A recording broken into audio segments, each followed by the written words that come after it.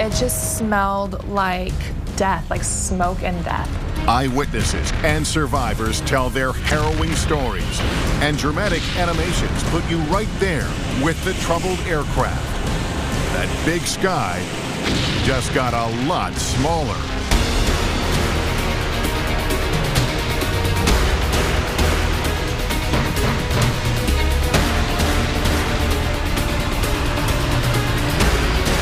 Why planes crash, collision course. A new concept in air transportation. The travail has been taken out of travel. When this short film about transatlantic commercial jet travel was released by Pan Am in 1958, flying was a special occasion. People got dressed up. Meals were served on white linen. Delicious food adds to the enjoyment. We all know that's changed, but an even more significant change is the increase in air traffic. Flying over the U.S. in 1960, there would have been about 1,400 planes in the sky at any given time. Today, that number is more like 7,000. In 2011, we flew almost 3 billion people. We fly about the population of the Earth every 24 months or so, and it's expected to grow. With such an increase in volume worldwide, it seems there would be a greater risk of planes colliding in the sky. But technology is more sophisticated than ever, so these types of accidents are actually less frequent than in the earlier days of passenger jet travel. That doesn't mean mid-air collisions don't happen anymore, because sometimes technology fails, and it's nearly impossible to eliminate human factors. In 2006, this plays out with catastrophic consequences for 2 planes flying over the Amazon, a Boeing 737 and a private corporate jet. I had gone to Brazil on an assignment for a magazine called Business Jet Traveler to write about Embraer, which is a big aircraft manufacturer near Sao Paulo. And while I was there, I ran into some guys from a Long Island charter company who had just bought a brand new $25 million airplane, a Legacy 600, a real beauty, a mid-sized corporate jet. And they said, well, why don't you fly back with us? Sure, I'm in. And that turned out to be certainly the most fateful decision of my life. September 29, 2006, 2:52 p.m. The Legacy, tail number 600 X-Ray Lima, takes off from the Brazilian city of São José dos Campos. Destination, the city of Manaus, nearly 4 hours to the northwest. Air traffic control instructs the Legacy to fly at 37,000 feet, where it levels off by 3:33 p.m. Meanwhile, 2 minutes later, Gol Airlines Flight 1907 departs Manaus for the country's capital of Brasilia in the south. Within half an hour, the Gol plane, a Boeing 737, reaches its assigned cruising altitude, 37,000 feet. The 737 is heading southeast. The Legacy is heading northwest. These 2 aircraft should be at different altitudes. Instead, they're on a collision course.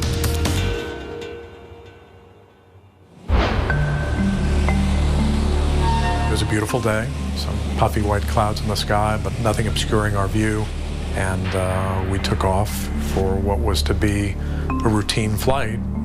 We were flying with very competent pilots in a brand new airplane. What could be bad about that? Both sets of pilots are in contact with air traffic control, operated by the Brazilian Air Force. But starting at 4:02 p.m. northwest of Brasilia, there's a problem. The Legacy's radar data is no longer being received by air traffic control. At some point during the flight, the transponder, which provides altitude information to the controller, inadvertently disappeared. A transponder is critical. not only to relay key information to air traffic control and nearby planes, but also in order to enable TCAS, the Traffic Alert and Collision Avoidance System, which warns pilots when another plane is too close. Traffic. And advises preventive action. Climb. In addition to the missing transponder signal, which is preventing the Legacy from sending its data, there's another problem: well-documented radio dead zones over the Amazon. Beginning at 4:26 p.m., air traffic control and the Legacy pilots make several attempts to verbally communicate, all unsuccessful. Under normal circumstances, they would acknowledge each other's calls. Brazilian air traffic control system, in its overall shoddy performance, had misprogrammed its own consoles so that it had given 5 radio frequencies for the area that the pilots were in, 4 of which were in complete error. Had nothing to do with that sector. Unbelievable, right? But that's the way it was. Even though air traffic control clears the Legacy to fly at 37,000 feet, when one controller hands the plane off to his replacement at the end of his shift, he tells him incorrectly the plane is at 36,000 feet. In reality, the Legacy and the 737 are at the same altitude, traveling at about 500 miles an hour apiece. So when they do collide at that high velocity, there is typically total destruction of the aircraft. By the time radio contact is made at 4:53 p.m., the connection is so bad, the Legacy pilots and controller can't understand each other. The planes are closing in. Everybody was sort of dozing or working. I hear and feel bang. And the loudest noise I've ever heard, now I was in Vietnam and I've heard bombs that just bang. And every atom in my body I felt kind of implode. Because of the angle at which the planes collide, the 737, though much larger, takes a far worse hit than the Legacy. One of the wings, which has a winglet on it, actually sliced through the 737 wing. There's a lot of flight control systems that are damaged. It rendered the airplane incapacitated and uncontrollable. And as the 737 went out of control, of course, the aerodynamic forces actually caused it to start to break up in flight. Everyone on board the Legacy knows something bad has happened, but they don't know they've collided with another aircraft. They don't even know their plane is damaged until Joe Sharkey looks out his window. I open my window shade and I look out, and this is a sight I'll simply never forget, because I'm looking at the wing and part of it is missing, and it's a jagged bit of metal. They need on the ground, and they need on the ground in a hurry. They need the first available airport.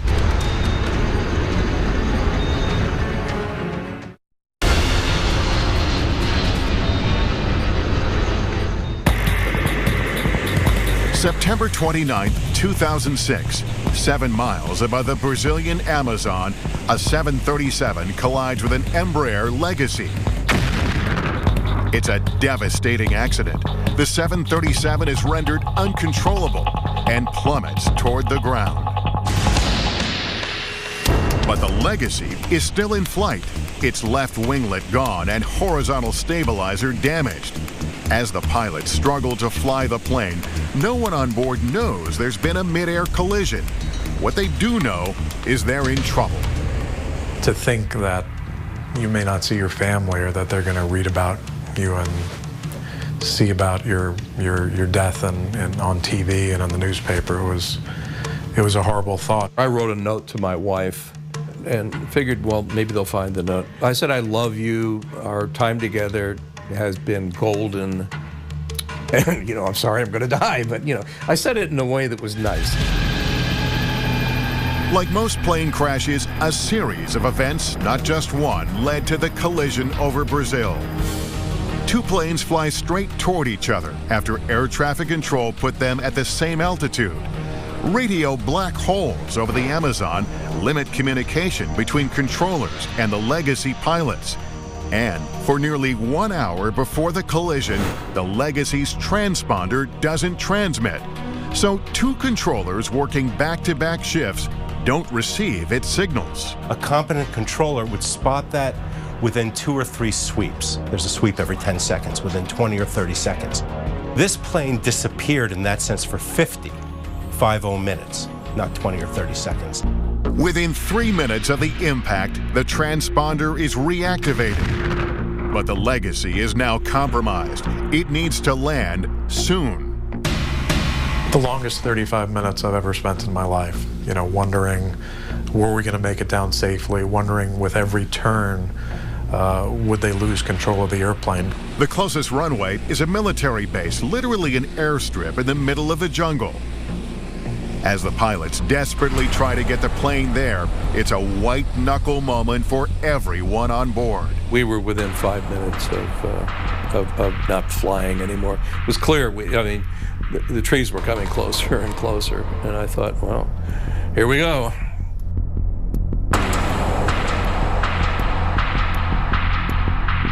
Once safely on the ground, the passengers, still unaware how they got into this situation, are happy to be alive. But hours later, they learn they've been involved in a mid-air collision with a 737, that the jet crashed in the jungle, and 154 people perished, and the mood quickly turns. I just sensed the change in the environment, and I knew that we were now being treated like criminal suspects. Following the crash, there are protests in Brazil, with relatives of victims demanding more information about the crash. Writer Joe Sharkey says much of the anger turns toward the American survivors. Crazy rumors were starting to fly in Brazil. Among them was that at the time of the accident, because I, the reporter, was on board, it was a brand new plane, the 2 American pilots were flying loop-de-loops to show the plane off over the central Amazon, causing the disaster. Now that's crazy. Of course, when the plane's instruments were studied, it was clear that the plane had been steady as a rock at 37,000 feet. Joe Sharkey is held in Brazil for 2 days. The pilots, Joe Lepore and Jan Palladino, are held for more than 2 months. When they are finally allowed to leave the country on December 9th, 2006, they receive a warm welcome back at their company headquarters in Long Island, New York. But the pilots' problems are far from over. 9 months after the accident, the Brazilian government indicts the American pilots, as well as 4 of its own air traffic controllers, for exposing an aircraft to danger. The international aviation community has come out strongly against criminalizing accidents. We have to know what they were thinking, what decisions they were making, why they acted the way they did. And if there's a fear of going to jail and that punitive action against them, then that's going to inhibit the information that we as investigators get. In May 2011, a federal judge in Brazil acquits the Legacy pilots of all charges but one: negligence for not monitoring their transponder. The final terms of the sentence are pending, but it seems unlikely the pilots will serve jail time. Joel Weiss, attorney for the pilots, says they were never at fault because the transponder was on, but then, without warning, his clients say it went off or into standby mode. We have all kinds of anecdotal evidence from all over the world, and particularly in Europe, of this kind of transponder unit simply failing without any indication whatsoever in the cockpit that it had failed. In Brazil, one air traffic controller, described by the judge as unqualified and incompetent, is acquitted. Another controller is convicted of negligence.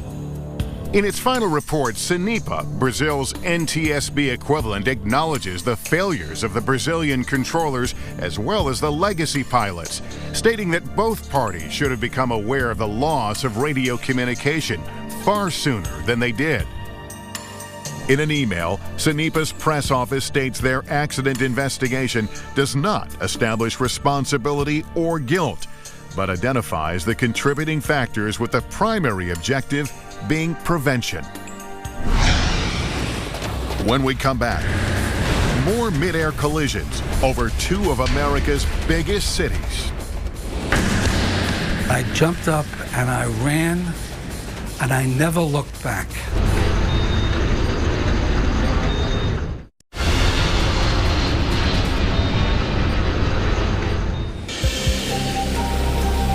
there was a modern air traffic control system, the burden of maintaining separation between commercial aircraft fell mainly on pilots. They kept their distance using what's called visual flight rules, otherwise known as C and B scene. Think of it as driving your car. You avoid traffic by seeing it and not putting your car where there's another car. The airplane works in visual flight rules the same way.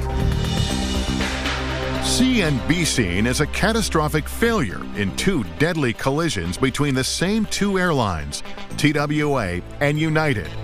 The first crash is over the Grand Canyon on June 30th, 1956. These two pilots were having to deviate around thunderstorms. They actually didn't know that when they came back around the backside of the clouds, the other aircraft was there.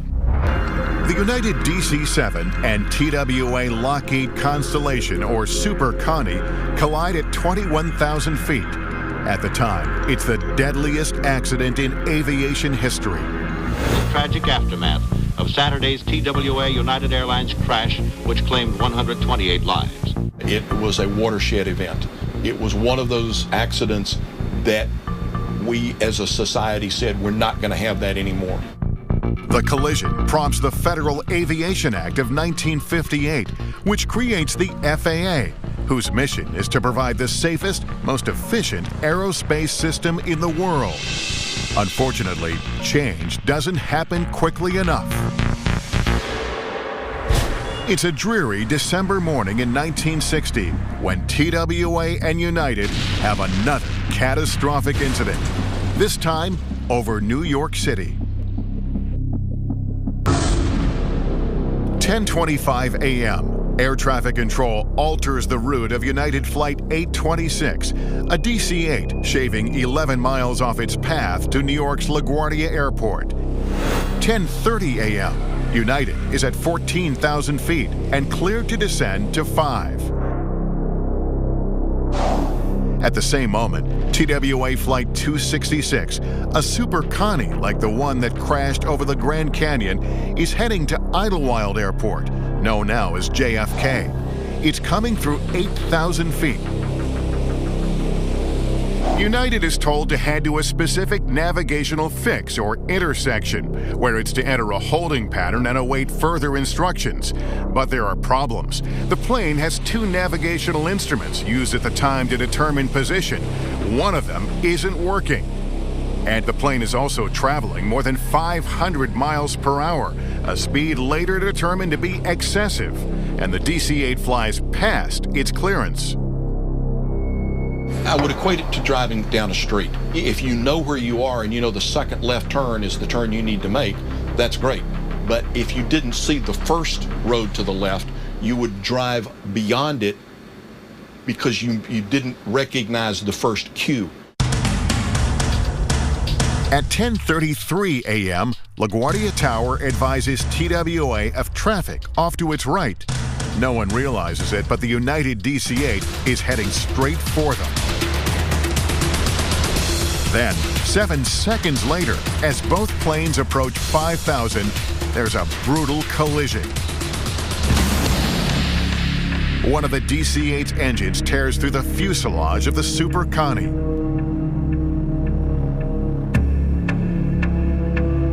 The TWA plane breaks into pieces and goes down on the spot, crashing in Staten Island's Miller Airfield.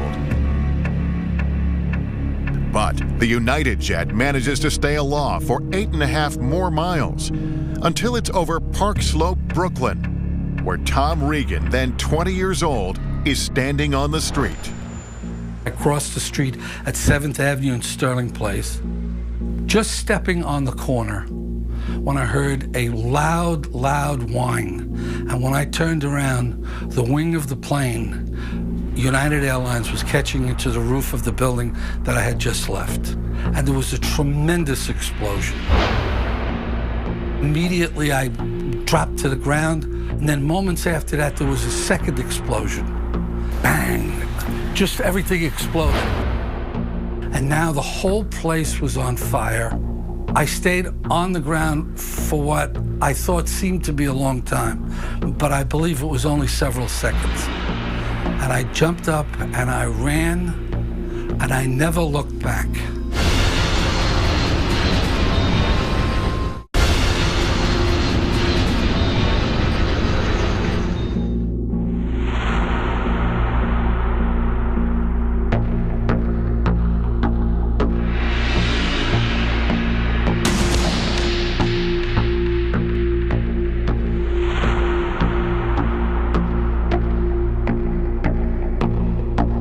There was a tremendous explosion.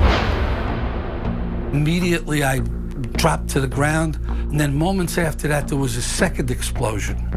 Bang! Just everything exploded. And now the whole place was on fire. On the street, people are astounded to learn there's a single survivor, 11-year-old Stephen Baltz of Wilmette, Illinois, who's thrown from the United plane into a snowbank. He had been given a Christmas gift to fly alone from Chicago to New York, and that's what happened. At the time, Barbara Lunis is a recent nursing school graduate working at Methodist Hospital a few blocks from the crash site. She's assigned to care for Stephen overnight. He's badly burned. I couldn't tell if he was white or black. He was just charcoal. I think they said it was 85% of his body. Within hours, the boy's father arrives in New York and speaks to the press. Mr. Baltz, how do you and Mrs. Baltz feel about your son being the sole survivor here? We have great heartfelt sympathy for all of the people who were not as fortunate. The country rallies behind Stephen, but his injuries are too grave. And if I had been in nursing longer, I would have known there was no chance, but that's why I think they put me there. Stephen Baltz, our little 11-year-old boy, the lone survivor of the plane crash in Brooklyn, expired at 1 p.m., just a few minutes ago. The little boy closed his eyes and went to sleep. With the final death toll at 134, including 6 on the ground, the 1960 crash over Park Slope replaces the Grand Canyon collision as the deadliest U.S. commercial aviation disaster to that point. To investigate the accident, the Civil Aeronautics Board, the forerunner to the NTSB, uses flight data recorder or black box technology for the first time ever. The conclusion? United Flight 826 proceeded beyond its clearance limit, or the place it was told to go, into a holding pattern. Its high rate of speed and the change of clearance or shortcut it was given by air traffic control are contributing factors. Within 3 months, President Kennedy establishes Project Beacon. The task force is mandated to review the country's aviation facilities and put together a long-range plan for the future of air traffic in the U.S. Like building blocks, each mid-air collision has helped make the skies safer. So much safer, in fact, that according to an MIT study, technology has advanced to the point where we can expect only one mid-air collision every 100 million flight hours. The last time 2 commercial jets collided over the U.S. was the 1960 accident above New York City. Since then, there have been 3 more mid-air collisions, all involving 1 large aircraft and 1 small. In 1967, Mary Schulte's father is at the helm of a Piedmont Airlines Boeing 727, which collides with a twin Cessna over North Carolina, killing 82 people.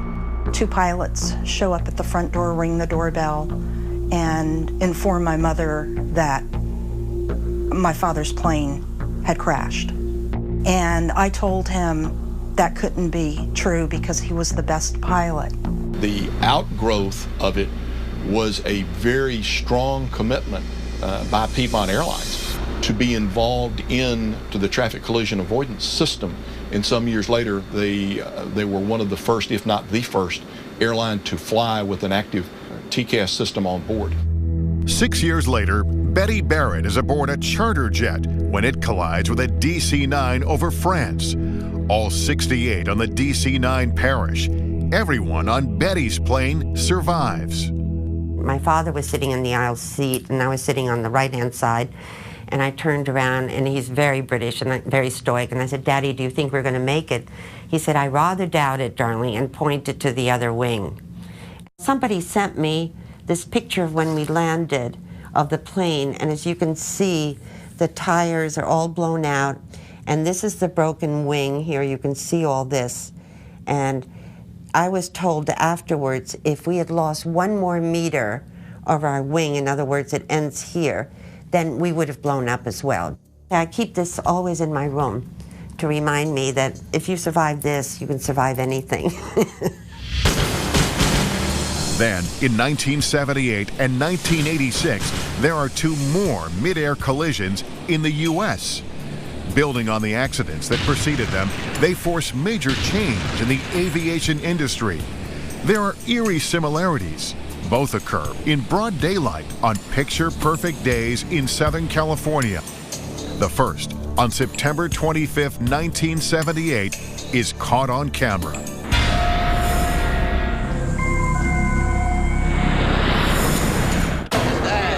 We heard a loud crash overhead and looked up to see part of a small Cessna airplane spinning to the ground. Then suddenly we heard a thunderous crash that sounded like a bomb hitting. No one knows it yet, but 17 seconds earlier, half a mile above them, the private plane has collided with a Boeing 727, Pacific Southwest Airlines, PSA, Flight 182. Did you see it over there? Come on, get in the car. I see it. Come on, take this. At the moment of impact, NBC Channel 39 reporter John Britton and his cameraman Stephen Howell are covering a press conference just a few blocks away in the residential San Diego neighborhood. John and I were on a standard news story. I'm shooting shots of gas station pumps. Well, I was standing about right here. Steve, the cameraman, was right behind me, and County Supervisor Lucille Moore was standing about right here. I was interviewing Lucille, standing here, and all of a sudden, you know, we hear this big...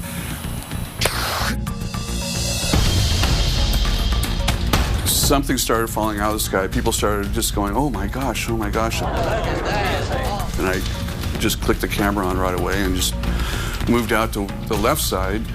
And I'm looking up, and there's like something looks like a comet coming down from the sky. The photographer for the county, Hans Wendt, he's standing over here on this side.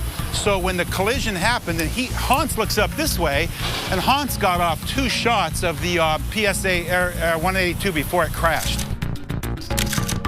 When I looked up, all I saw was the airliner with the engine on fire, and it was starting to bank to the right, and a big chunk of the leading edge of the wing was torn off. So I knew that the plane, you know, had to crash. It couldn't possibly survive, and everything happened very fast. I just got off 1 shot, sort of by instinct, and the second picture was almost a silhouette. Cameraman Steve Howell and I rushed to the scene 2 blocks away. There were several homes involved in a raging fire. There was thick black smoke shooting 300 to 400 feet into the air. It's just as a wall of flames. I'm going, it must have been a gas main or something, you know. I mean, how could this be? This was the largest thing that had ever happened to me in my news career to that point, and I knew it was big, I knew it was bad, but we didn't know it was a plane crash. When we come back, how an assumption leads to tragedy. They're required to tell air traffic control that they no longer have the Cessna in sight. That didn't happen.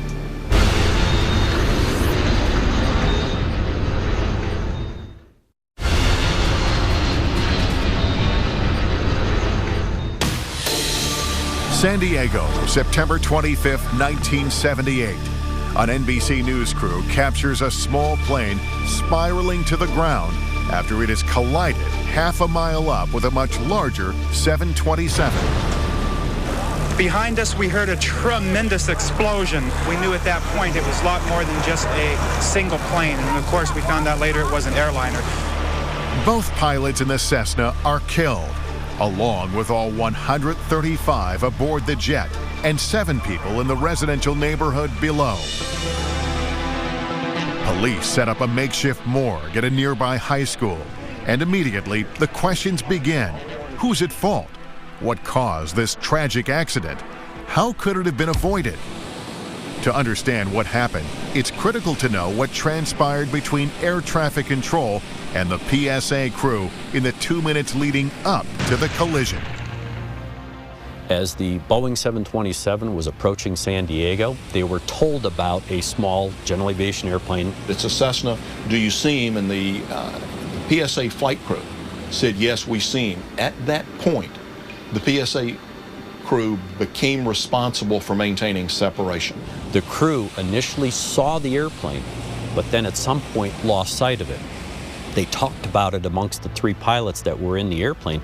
Yeah, do you know where that Cessna 172 is? I think it passed off the right side. 182, roger. They're required to tell air traffic control that they no longer have the Cessna in sight. That didn't happen. The Cessna 172 actually deviated without clearance from its assigned heading. Unfortunately, it was in a position that was directly in front but below the 727. The crew couldn't see, just looking out the window, where the airplane was because it was below their field of view. PSA 182, cleared to land. 182 is cleared to land. Tower, we're going down. This is PSA. Okay, we'll call you equipment for you. The 172 struck the leading edge of the right wing about halfway across the span, and that is the famous picture. You see smoke and fire trailing from the right wing of the Boeing 727. As a result, it pulled the nose further and further down, and they couldn't stop it. And they lost control. They did not have control of the jet, and it tragically went into the ground. In its final report, the NTSB faults the PSA crew for failing to maintain visual separation from the Cessna and for failing to inform the controller when they no longer had the other aircraft in sight. Contributing to the accident, says the report, air traffic control procedures, authorizing controllers to use visual separation when radar was available. The report notes that flight crews exercise a lower degree of vigilance in areas where they receive radar assistance. And it says controllers seem to similarly relax vigilance. This controller may have believed that the flight crew had a better grasp on the situation than he did. It could be days before the cleanup is complete, and in the words of one policeman, it'll be years before this neighborhood is ever the same. After the PSA crash, the FAA steps up efforts to improve separation of aircraft around the nation's busiest airports and to modernize collision avoidance technology. But again, change simply doesn't happen fast enough. 8 years later, 1986, another sunny day over Southern California, another jet, another small aircraft, and another catastrophic mid-air collision.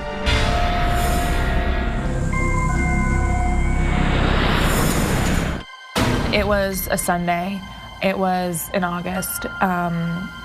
And my brother and I were playing on the driveway. My father was sitting on the lawn, and we were on our bikes. And I remember my brother just very casually said, "Look, there's a plane on fire, and it's coming down on our house." 6,500 feet above Cerritos, California, a suburb east of Los Angeles, a privately owned Piper Archer has strayed into the path of Aeromexico Flight 498, a DC-9 with 64 people on board. At the time, Corinne Kingsbury is 5 years old. My father came and swooped us and brought us into the garage. And our garage door was obviously open, and he said to us, "We're going to die." I remember it shook the ground and it just exploded. 8 homes destroyed, 5 more severely damaged. 24 dead on the ground, and that number may go higher.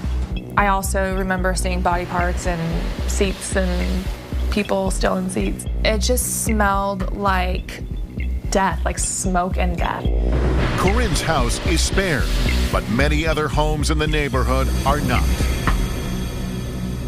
When we come back, after the second mid-air collision in 8 years, a public outcry for change amid heartbreaking loss. I mean, who thinks your family's going to die in a plane crash, really? I mean, car accidents, not a plane crash.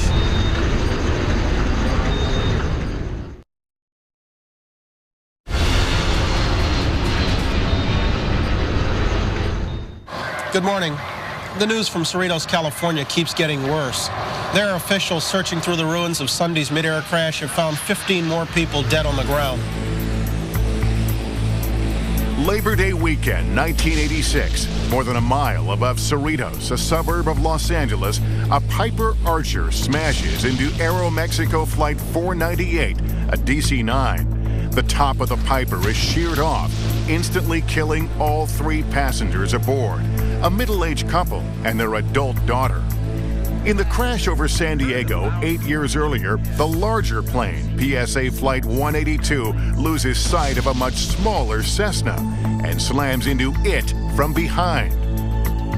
Over Cerritos, the Piper pilot doesn't realize he has strayed into controlled airspace surrounding LAX, Los Angeles International Airport. When you're flying in uncontrolled airspace, you don't necessarily have to talk to an air traffic controller. You don't necessarily have to have a transponder.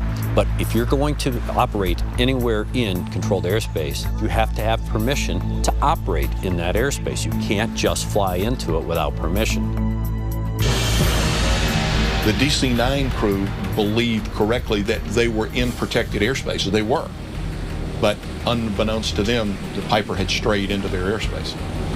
The General Aviation airplane actually struck the tail of the DC-9, taking off the vertical and horizontal stabilizers, so literally the back end of the airplane, and it rendered the DC-9 uncontrollable. The airplane, the DC-9, rolled inverted, and there's a famous picture of that airplane as well, as it's descending upside down before it crashes into a neighborhood.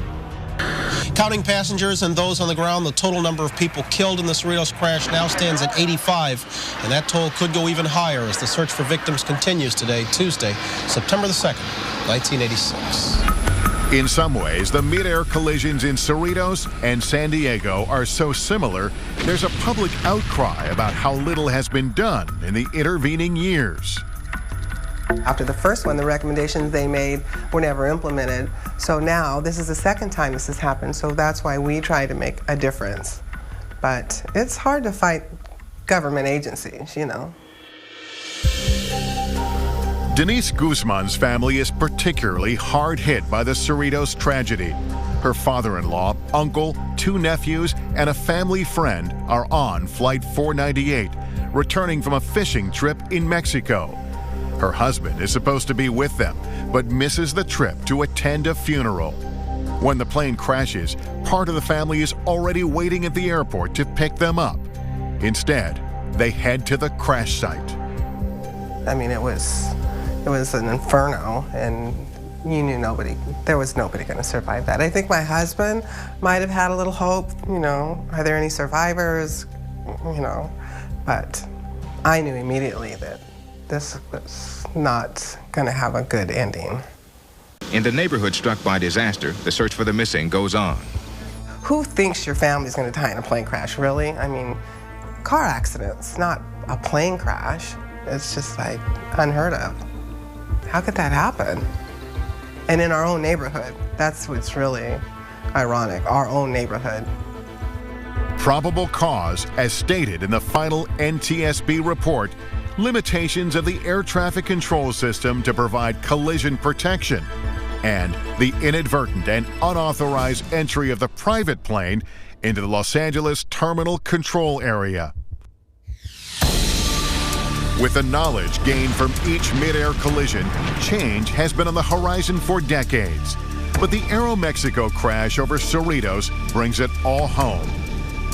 By 1989, all aircraft operating up to 10,000 feet within 30 miles of terminal control areas must be equipped with transponders that convey altitude information.